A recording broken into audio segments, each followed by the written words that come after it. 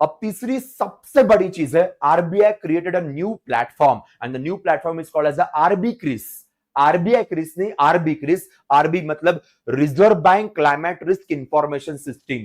तो आरबीआई अपना एक नया इंफॉर्मेशन सिस्टम निकाल रहा है, named as the climate risk information system CRIS, इसको नाम दिया गया है। Now what is this system?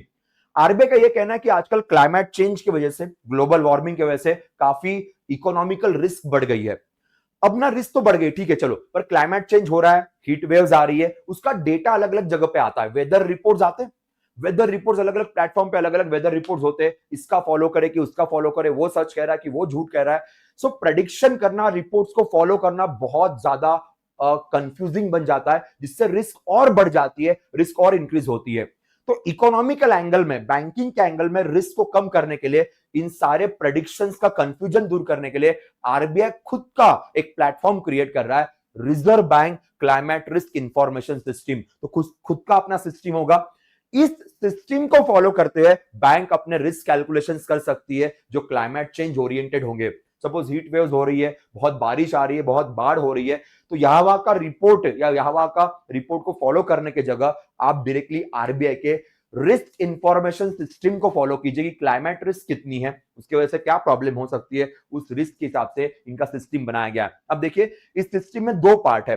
The first part will be web based directory listing various data sources, meteorological, geopolitical, geospatial. So ये सारी इंफॉर्मेशन यहां पे रहेगी।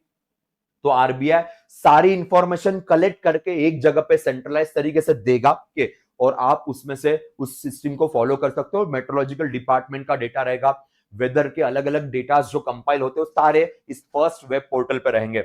दूसरा जो पार्ट है, will data portal comprising data set processing data in the standardised format. So exactly standardised format के अंदर एक डेटा बनाया जाएगा, इसके भरोसे आप रिस्क कैलकुलेशन कर सकते हो। फॉर एग्जाम्पल, मेरी बैंक है, मैंने फार्मर्स को लोन दिया।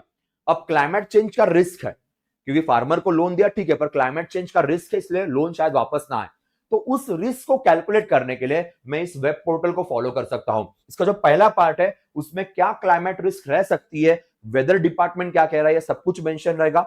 दूसरा जो पार्ट है, उसके अंदर एक स्टैंडर्डाइज्ड रिस्क डेटा रहेगा, जिसके हिसाब से मैं कैलकुलेशंस कर सकता हूं और कुछ पैसा सेफ्टी सिक्योरिटी के हिसाब से निकाल के रख सकता हूं।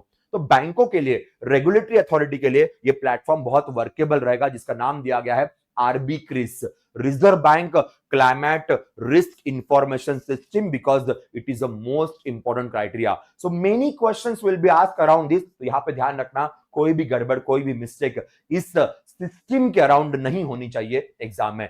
फुल फॉर्म सबसे पहले आरबीआई क्रिस नहीं है, आरबी क्रिस है, ठीक है, CRIS। दूसरा, this platform is created so that there should not be any confusion regarding the climate data और the climate change data जो अलग अलग जगहों पे आता है, उसको सेंट्रलाइज करने के लिए इसे आरबीआई ने क्रिएट किया है। Obviously this whole website is useful for the regulatory bodies, sorry, useful for the RBI, और जिसके अंदर आरबीआई के अंदर जो जो अथॉरिटीज आती है, जो बैंक्स आती है, जो रेगुलेटेड एंटिटीज आती है, उनके लिए रहेगा। इसको दो पार्ट में डिवाइड किया गया। First part is talking about web-based directory, is basically a directory listing various data sources, and the second will be a standardized format, standardized data format जो risk calculation के लिए useful रहेगा। That is the point.